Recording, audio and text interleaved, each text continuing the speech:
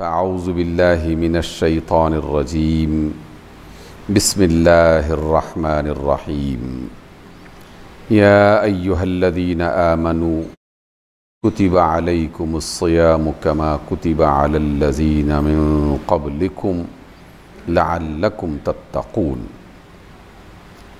वक़ाल अल्लाहु अज़्ज़ वजल शहरु रमज़ानल्लज़ी उन्ज़िल फ़ीहिल क़ुरआन हुदल लिन्नासि व बय्यिनातिम मिनल हुदा वल फ़ुरक़ान फ़मन शहिद मिनकुमुश्शहर फ़ल्यसुम वमन कान मरीज़न औ अला सफ़रिन फ़इद्दतुम मिन अय्यामिन उख़र युरीदुल्लाहु बिकुमुल युस्र वला युरीदु बिकुमुल उस्र वलितुकमिलुल इद्दह वलितुकब्बिरुल्लाह अला मा हदाकुम वलअल्लकुम तशकुरून। वक़ाल अल्लाहु अज़्ज़ वजल लन तनालुल बिर्र हत्ता तुनफ़िक़ू मिम्मा तुहिब्बून। सदक़ल्लाहु मौलानल अज़ीम।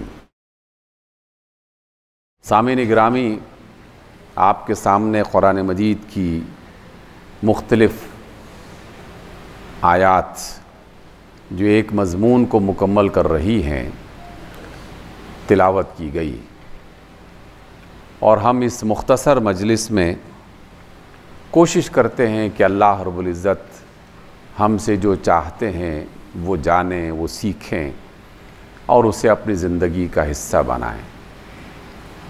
आज की मुलाकात में सबसे पहली बात जो आखिरी आयत में मैंने आपके सामने पेश की उसे जानने की पहले कोशिश करते हैं। अल्लाह फरमाते हैं कि तुम उस वक्त तक नेकी के दर्जे को या नेकी के कमाल को नहीं पहुंच सकते जब तक कि तुम अल्लाह की राह में और अल्लाह के लिए वो चीज़ कुर्बान न कर दो जिससे तुम मोहब्बत रखते हो, जिसे तुम पसंद करते हो। गोया कि अल्लाह रब्बुल इज़्ज़त ने इस दुनिया में ईमान वालों से ये मुतालबा किया है कि जिन चीज़ों से वो रग़बत रखते हैं, जिन्हें वो पसंद करते हैं, जब कभी मौका आए, जब अल्लाह की तरफ से, उसके रसूल की तरफ से पुकारा जाए तो वो अपनी महबूब शय को अल्लाह की राह में क़ुरबान कर दें। तो हर मौके पर एक मोमिन अपने अल्लाह के लिए उसकी अता करदा नेमतों और अपनी पसंदीदा चीज़ों को क़ुरबान करने के लिए तैयार रहता है।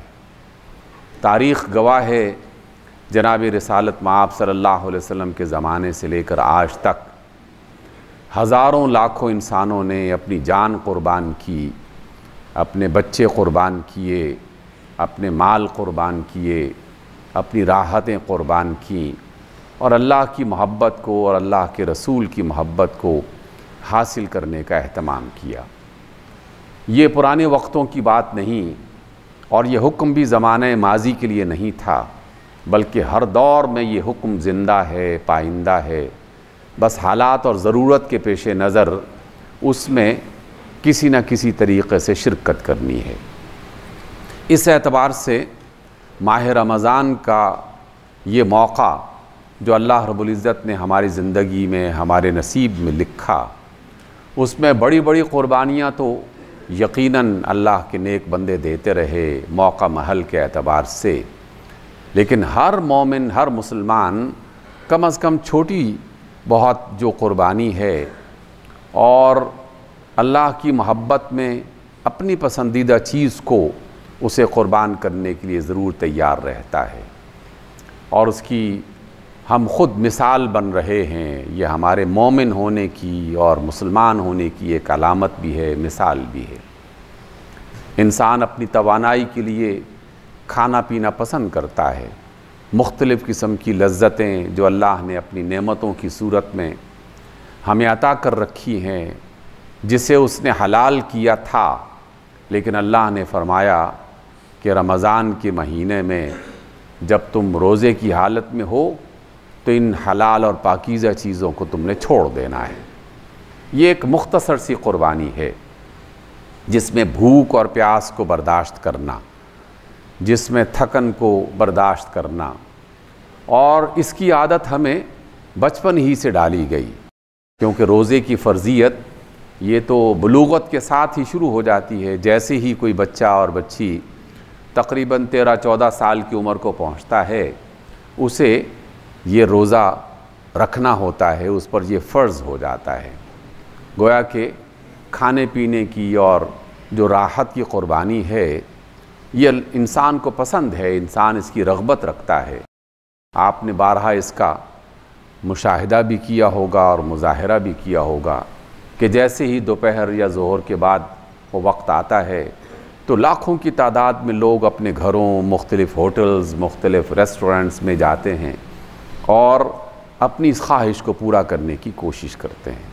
लेकिन रोज़े की हालत में अल्लाह के हुक्म की बुनियाद पर और अल्लाह के रसूल सल्लल्लाहु अलैहि वसल्लम की तालीम की बुनियाद पर अगर वो ये छोड़ता है तो ये एक अलामत है ईमान की, ये एक अलामत है कि वो अल्लाह रसूल से मोहब्बत रखता है। फिर इसी तरीक़े से रात को जल्द सोने के लिए जो पहले कोशिश किया करता था, लेकिन अब वो मज़ीद नवाफिल का अहतमाम करता है, तिलावत क़ुरान का अहतमाम करता है, तो ये भी एक तरह की क़ुरबानी है। अगरचे छोटी क़ुरबानी है, लेकिन अल्लाह ताला जिसे ये तौफ़ीक़ दे रहा है यकीनन उसे शुक्रगुज़ार होना चाहिए। और जो लोग अभी तक ये वाली क़ुरबानी नहीं दे पा रहे तो उन्हें इसके बारे में सोचना चाहिए कि क्या वो नफिल अदा कर रहे हैं, क्या वो अल्लाह की किताब का मुताला कर रहे हैं, क्या उसकी तिलावत का अहतमाम और उसको समझने का अहतमाम कर रहे हैं। तो ये भी एक मुख्तसर किस्म की क़ुरबानी है। इसी एतबार से एक और क़ुरबानी जिसे हम माल की क़ुरबानी कहते हैं, जब भी रमज़ान आता है तो ईमान वाले घरों में रमज़ान की तैयारी के हवाले से मुख्तलिफ़ चीज़ों को जमा करने का और उनको ख़रीदने का अहतमाम किया जाता है। ये यकीनन उसकी तरफ से रोज़ा रखने का अहतमाम और उसके लिए कोशिश, ये उसके ईमान की एक अलामत है, इसमें कोई शक नहीं। लेकिन जब हम सीरत तय्यबा का मुताला करते हैं तो हमें एक और चीज़ समझ में आती है। असहाब रसूल फरमाते हैं कि जनाब रसूलुल्लाह सल्लल्लाहु अलैहि वसल्लम बड़े सख़ी इंसान थे, कुशादा दिल, ख़र्च करने वाले, इन्फाक करने वाले। लेकिन जब माह सियाम आता, रमज़ान का महीना आता, तो फिर वो उस बारिश की तरह और उस हवा की तरह हो जाते कि जो रहमतें और नेमतें लेके आने वाली होती है। जैसे खेतियाँ उस बारिश में खुश हो जाती हैं और बहुत सारी हवाएं ऐसी हैं जो इन खेत खलियानों में और बागात में ज़िंदगी पैदा करने का बायस बनती हैं। तो जिस तरह उस हवा से और उस बारिश से खल्क़ खुदा खुश होती है, तो जनाब रसूलुल्लाह सल्लल्लाहु अलैहि वसल्लम माह सियाम में ज़्यादा क़ुरबानी किया करते थे और इस तरह की रहमत वाली बारिश की तरह हो जाते थे। ये रिवायत मैंने बारहा पढ़ी और बारहा लोगों के सामने रखी, लेकिन गौर करने का कभी कभार एक ख़ास मौका होता है और अल्लाह ताला उसमें एक नई हिकमत सिखाता है। मैंने जब गौर किया तो अंदाज़ा हुआ कि सीरत तय्यबा तो ये बताती है कि आप अलैहिस्सलातु वस्सलाम ज़्यादा वक्त फ़क़्र और तंगदस्ती की हालत में गुजारने वाले थे। यानी आपके घर में माल और दौलत की कसरत नहीं थी कि वो क़ुरबानी करना शुरू कर दें और खैरात करना शुरू कर दें, और जिस तरह हमारे यहाँ अमीर लोग और तवंगर लोग जो हैं वो करते हैं। तो रसूलुल्लाह सल्लल्लाहु अलैहि वसल्लम फिर कैसे उस बरकत वाली और रहमत वाली बारिश की तरह हो जाते थे। आप दो तरह की क़ुरबानियाँ दर हकीकत किया करते थे और खैरात किया करते थे।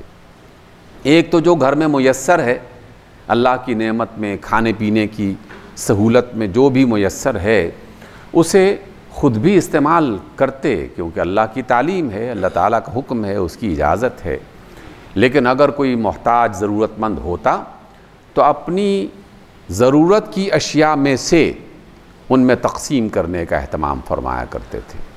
लेकिन यही कुरान मजीद एक और बात भी तालीम करता है। अल्लाह फरमाते हैं कि जो शख्स किसी दूसरे को कोई खैर की बात सिखाता है ये भी उसकी तरफ से एक सदक़ा है। ये भी खैरात की एक शक्ल है कि अल्लाह ने आपको जो इल्म दिया, आपको जो हिकमत और दानाई दी, आपको जो अच्छी बात सिखाई, किसी हुनर की शक्ल में, किसी सलाहियत की शक्ल में, किसी इल्म की शक्ल में, कुरान और सुन्नत की किसी तालीम की शक्ल में, तो अगर आप वो बात किसी दूसरे को समझा देते हैं, किसी दूसरे तक मुंतकिल कर देते हैं, तो ये भी एक बहुत बड़ी खैरात है। और यही वजह है कि आप सल्लल्लाहु अलैहि वसल्लम रमज़ान में इसका खुसूसी एहतमाम फरमाया करते थे। तो आप हजरात भी इसके बारे में गौर कीजिए कि ये दोनों तरह की खैरात जो आप सल्लल्लाहु अलैहि वसल्लम की सुन्नत है और अल्लाह का हुक्म है, इसमें हम किस तरह शरीक हो सकते हैं।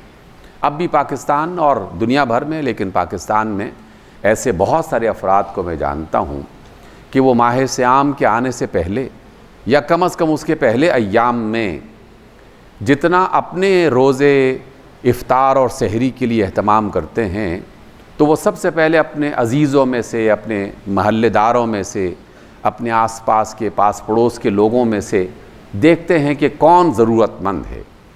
तो वो बाकायदा माह सियाम की जो पूरे महीने की एक कैफियत होती है, उसका ख़र्च का अंदाज़ा लगाते हैं और चुपके से वो सारे के सारे महीने का या उसमें से जितनी अल्लाह ने उन्हें तौफ़ीक़ दे रखी है, वो अनाज और बुनियादी ज़रूरत की चीज़ें उनके घरों में पहुंचाने का एहतमाम करते हैं। तो मैं आप तमाम हजरात से ये दरख्वास्त करता हूँ कि अल्लाह और उसके रसूल की तालीम के मुताबिक सबसे पहले अपने ख़ानदान वालों में ये देखिए, फिर उसके बाद अपने अहले महल्ला में देखिए कि कुछ लोग ऐसे ज़रूर होंगे कि जो ज़रूरतमंद होंगे, लेकिन वो किसी के सामने हाथ नहीं फैलाते होंगे।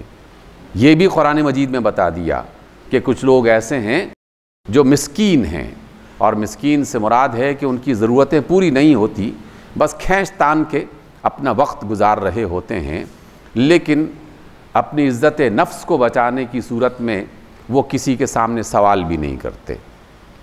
ऐसे लोगों को मदद ज़रूर पहुंचाने का एहतमाम किया जाए। जहां आप अपनी सहरी इफ्तारी का दस्तरखान सजाएं, अल्लाह से दुआ और तौफ़ीक़ मांगते हुए ऐसे ज़रूरतमंदों के दस्तरखान भी सजाने की कोशिश कीजिए। अल्लाह ताला आपके रिज़्क़ में उसकी बुनियाद पर कई गुना इजाफ़ा कर देगा। और ये अल्लाह के रसूल की तालीम भी है, और अल्लाह के रसूल ने कसम की सूरत में इस बात को मुतअद्दिद बार बयान किया, यानी मुख्तलिफ़ मौक़ों पर बयान किया। आप अपने रिज़्क़ में बरकत लाना चाहते हैं, उसमें कुशादगी चाहते हैं, तो अपने अज़ीज़ व अक़ारिब में, अपने अहले महल्ला में, अपनी बस्ती के ज़रूरतमंद लोगों में इस माल को, अल्लाह के दिए हुए रिज़्क़ को उस अल्लाह के बंदों तक पहुँचाने का एहतमाम कीजिए। और इसमें कोशिश कीजिए कि दिखावा और रियाकारी किसी सूरत में न हो। चुपके से बस कभी माल उन तक पहुंचा दिया, कभी पैसे उन तक पहुंचा दिए, जो भी आपको तरीक़ा मुयस्सर आता है। इस ज़मन में एक और बात जान लीजिए, मेरा अपना ख़याल है और इस पर मुख्तलिफ़ अहले इल्म से गुफ्तगू भी हुई।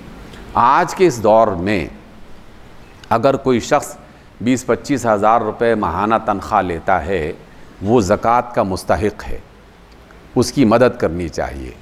क्योंकि जो महंगाई का दौर है, और अगर किसी के घर में जो है वो 5-6 अफराद मौजूद हैं खाने वाले, तो 20-25 हज़ार में उसकी ज़रूरतें पूरी नहीं हो सकती।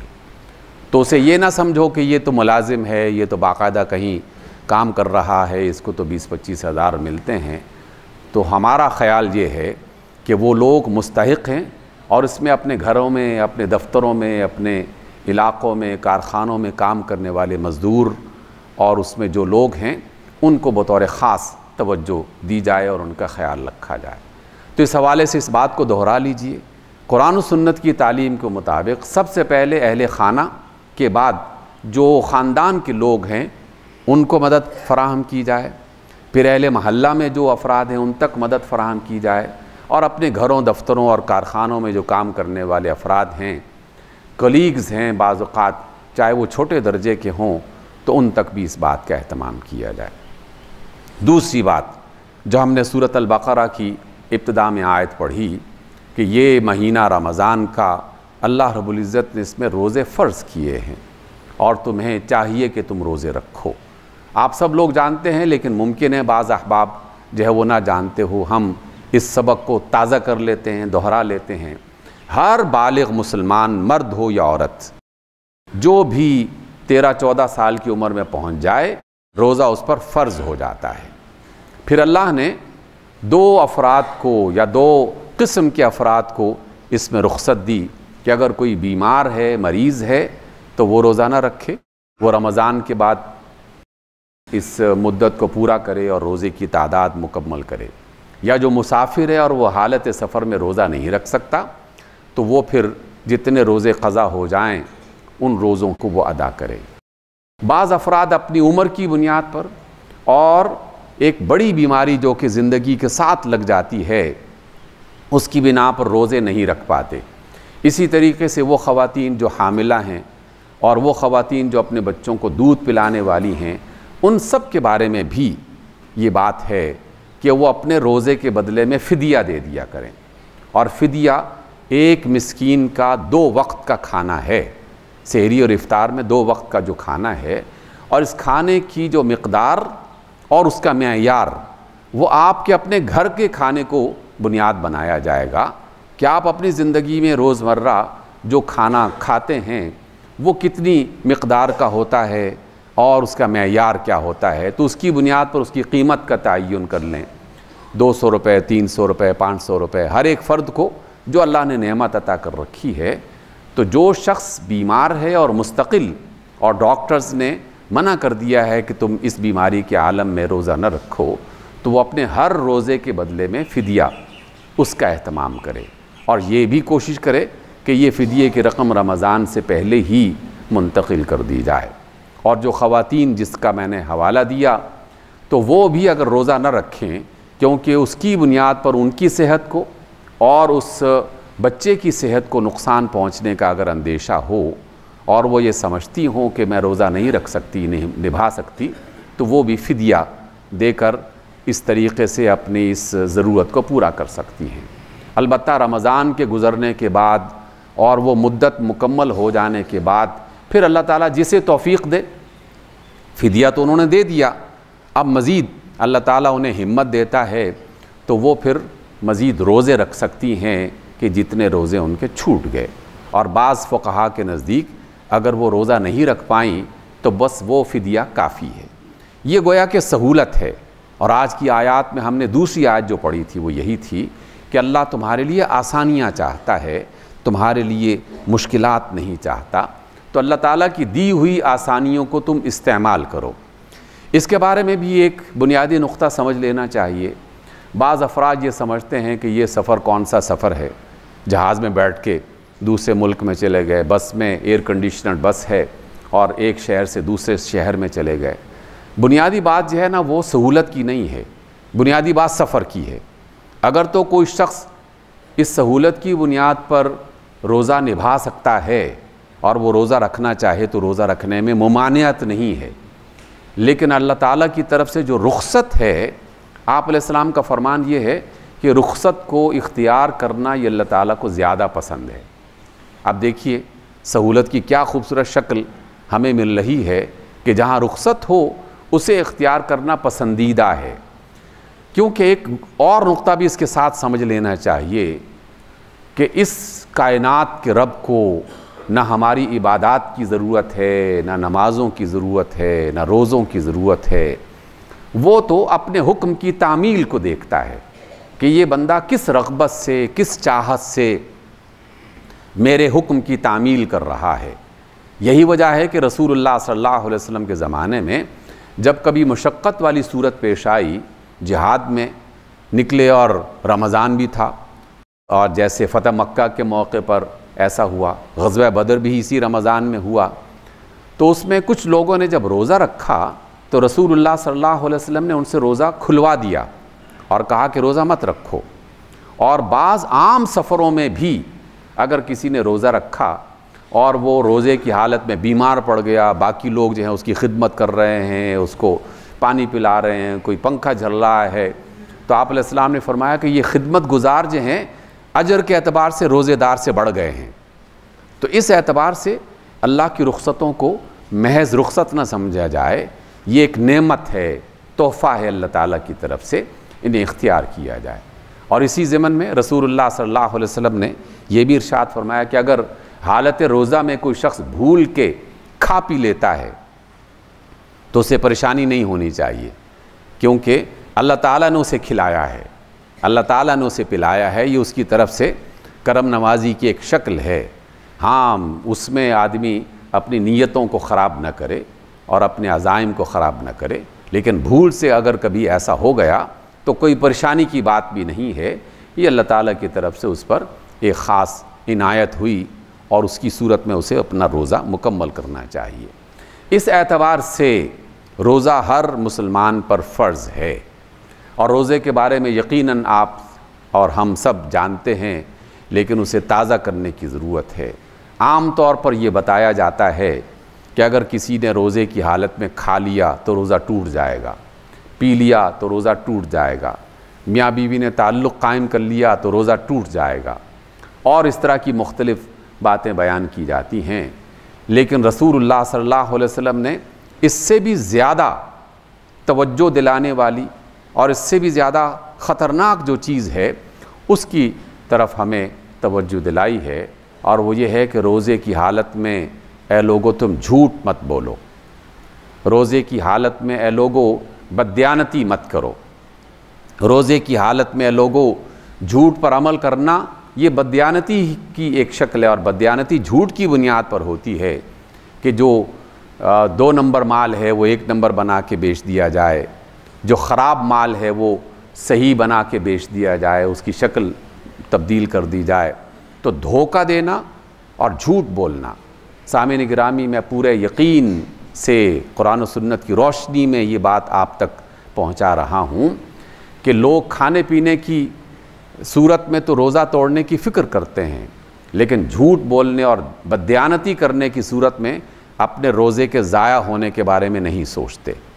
जबकि रसूलुल्लाह सल्लल्लाहु अलैहि वसल्लम ने बिल्कुल वाज़े तौर पर यह बात फरमाई कि जिसने रोज़े की हालत में झूठ बोलना और झूठ पर अमल करना न छोड़ा तो अल्लाह ताला को उसके भूखे प्यासे रहने की कोई हाजत नहीं है। अब देखिए, एक तरफ मशक्क़त उठाई, सारा दिन भूखा प्यासा रहा, और दूसरी तरफ जिस गरज़ के लिए रोज़ा रखा गया था, अल्लाह की रज़ा, अल्लाह की मोहब्बत, उसकी रहमत और बरकत, उससे भी महरूम हो गया। तो ये तो दोहरा नुकसान हो गया कि दिन भर में वो वाली परेशानी भी उठाना पड़ी, और उससे बड़ी परेशानी कि अल्लाह की तरफ से जो अजर मिलने की तवक्को थी वो अजर भी नहीं मिला। तो इसलिए रोज़े की हिफाजत में इस बात का खुसूसी एहतमाम किया जाए। आप सल्लल्लाहु अलैहि वसल्लम ने रोज़े की हालत में एक और चीज़ के एहतमाम का भी बताया और उसकी तरफ तवज्जो दिलाई, जो हम लोग कभी गौर भी नहीं करते। आपने फरमाया कि एक मुसलमान मुआशरा मुनज़्ज़म मुआशरा होता है, वो बदनज़्म किस्म का मुआशरा नहीं होता। तो इसलिए रोज़े की हालत में शोर व गौगा ना करो, हड़बोंग मत मचाओ। ये जो हम मुख्तलिफ़ मौक़ों पर हड़बोंग का शिकार हो जाते हैं, देखिए जैसे ही मगरिब का वक्त करीब आएगा तो गाड़ियों की रफ्तार तेज़ हो जाएगी, चौक चौराहों पर भीड़ ज़्यादा होना शुरू हो जाएगी, और एक दूसरे को परेशान करके आगे निकलने की और घर पहले पहुंचने की दौड़ लग जाएगी। ये हड़बोंग है, ये रोज़े की तकरीम के ख़िलाफ़ है, और अल्लाह रोज़े, नमाज और इबादात के ज़रिए से जो एक अच्छा मुस्लिम मुआशरा बनाना चाहते हैं, ये उसके ख़िलाफ़ है। तो जो शख्स अपने दफ्तरों, दुकानों, बाज़ारों से अपने घरों में वापस जाना चाहता है तो वो अपने टाइम स्केड्यूल को इस तरह बना ले, उसकी तकसीम इस तरह कर ले कि बिल्कुल आखिरी 10 मिनट में निकलने से पहले उसे अंदाज़ा है कि वो अपने घर में कितने वक्त तक पहुँचेगा, तो 5-10 मिनट का मार्जिन रखते हुए वो निकले और इत्मीनान के साथ अपने घर में जाए।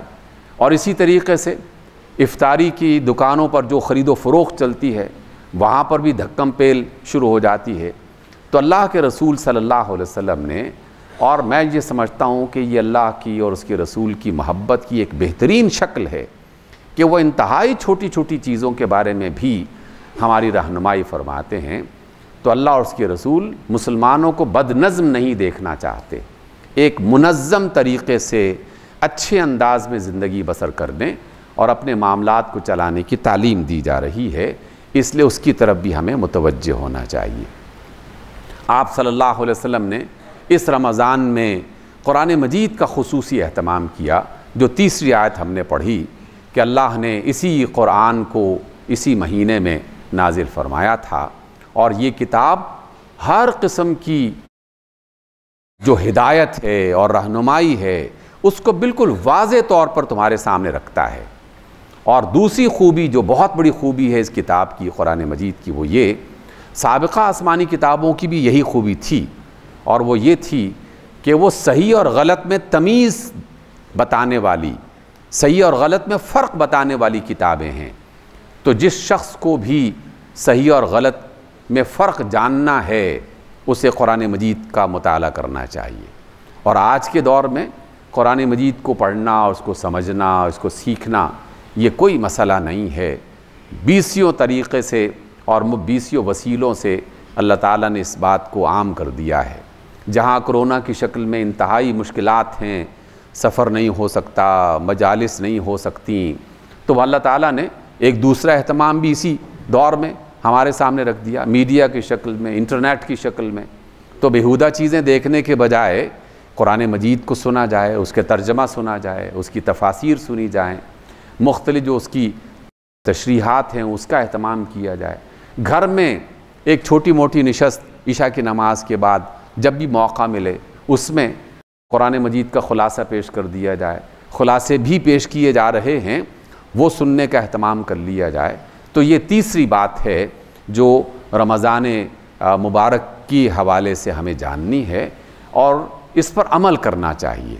अपने घरों में अपने बच्चों को ये सिखाते हुए अल्लाह ताला से ये तौफ़ीक़ तलब करनी चाहिए कि अल्लाह इस माह मुबारक की बरकत से और जो भी हम थोड़ी बहुत टूटी फूटी इबादतें और दुआएं कर रहे हैं, ए अल्लाह उसके वसीले से इस वबा की बीमारी से हमें महफूज फरमा दे।